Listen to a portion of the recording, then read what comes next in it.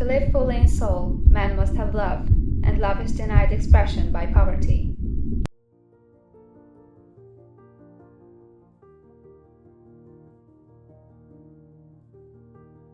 Whatever may be said in praise of poverty, the fact remains that it is not possible to live a really complete or successful life unless one is rich.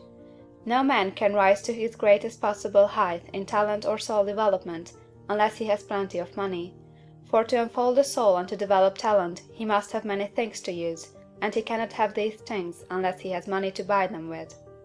A man develops in mind, soul, and body by making use of things, and society is so organized that man must have money in order to become the possessor of things.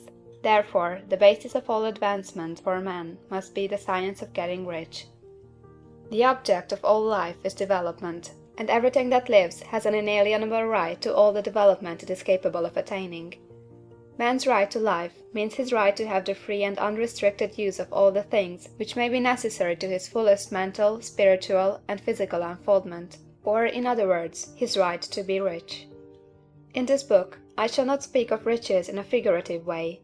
To be really rich does not mean to be satisfied or contented with a little.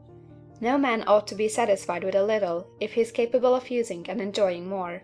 The purpose of nature is the advancement and unfoldment of life, and every man should have all that can contribute to the power, elegance, beauty, and richness of life. To be content with less is sinful. The man who owns all he wants for the living of all the life he is capable of living is rich, and no man who has not plenty of money can have all he wants. Life has advanced so far, and become so complex, that even the most ordinary man or woman requires a great amount of wealth in order to live in a manner that even approaches completeness. Every person naturally wants to become all that they are capable of becoming. This desire to realize innate possibilities is inherent in human nature. We cannot help wanting to be all that we can be. Success in life is becoming what you want to be. You can become what you want to be only by making use of things, and you can have the free use of things only as you become rich enough to buy them. To understand the science of getting rich is therefore the most essential of all knowledge. There is nothing wrong in wanting to get rich. The desire for riches is really the desire for a richer, fuller, and more abundant life, and that desire is praiseworthy. The man who does not desire to live more abundantly is abnormal, and so the man who does not desire to have money enough to buy all he wants is abnormal. There are three motives for which we live. We live for the body, we live for the mind, we live for the soul. No one of these is better or holier than the other. All are alike desirable, and no one of the three, body, mind, or soul, can live fully if either of the others is cut short of full life and expression. It is not right or noble to live only for the soul and deny mind or body, and it is wrong to live for the intellect and deny body or soul.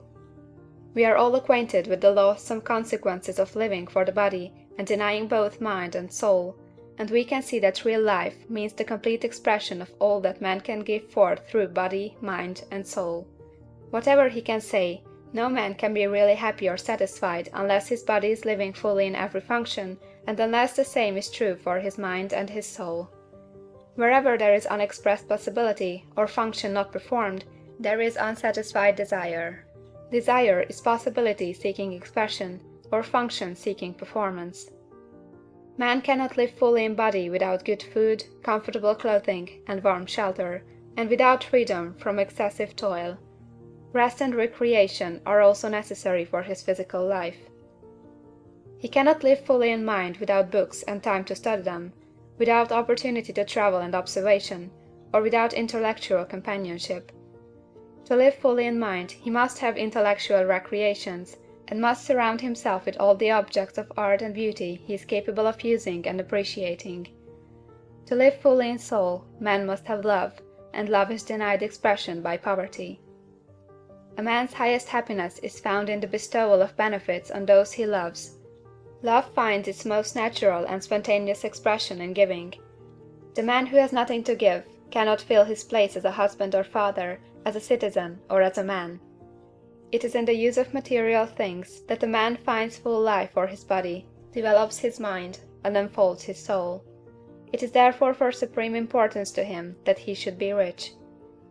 It is perfectly right that you should desire to be rich.